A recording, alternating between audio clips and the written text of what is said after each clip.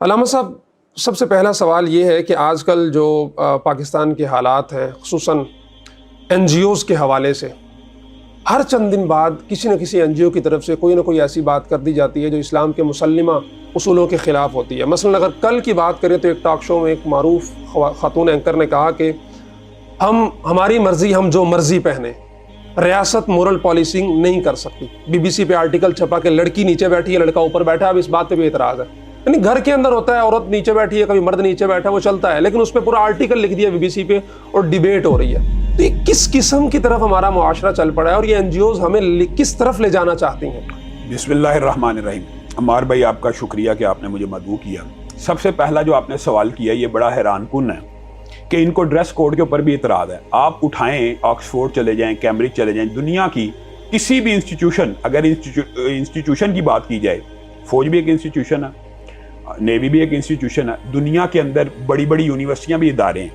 ہر university, ہر ادارہ اپنے اصول و ضوابط کے تحت ایک ڈریس کوڈ بناتا ہے۔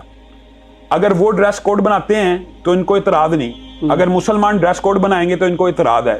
یہ اعتراض یعنی لغو ہے اور عقل اور منطق کے دائرے میں بھی نہیں آتا۔ پھر دوسری بات جو انہوں نے یہ بات کیا، آپ نے ابھی بتائی ہے کہ اینکر نے یہ کہا کہ ہمارے اوپر ڈریس کوڈ مسلط نہیں کیا جا سکتا۔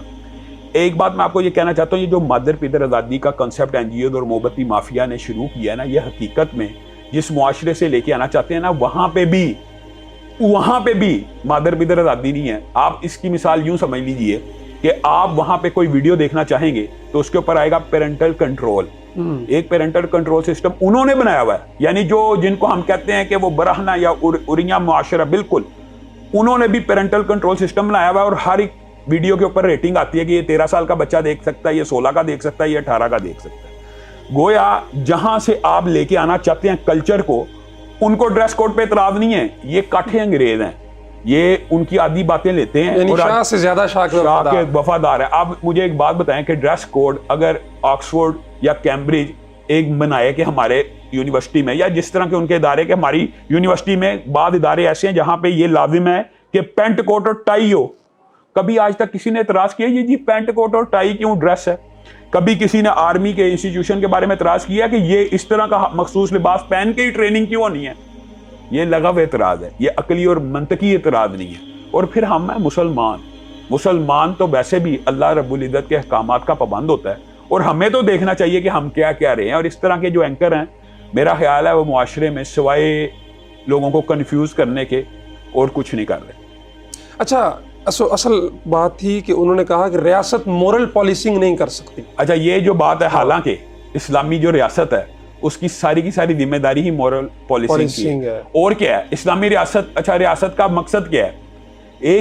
میں کہتا ہوں اسلامی نہیں، ریاست کا مقصد کیا ہوتا ہے؟ ریاست کا اگر عمرانی معاہدے کے تحت آپ اس کو پڑھیں تو ریاست اس لیے ہوتی ہے کہ لوگوں کو ایک خاص قانون، ایک خاص نظم و نسق کے تحت زندگی گزروانے کے سارے طریقے سمجھائے۔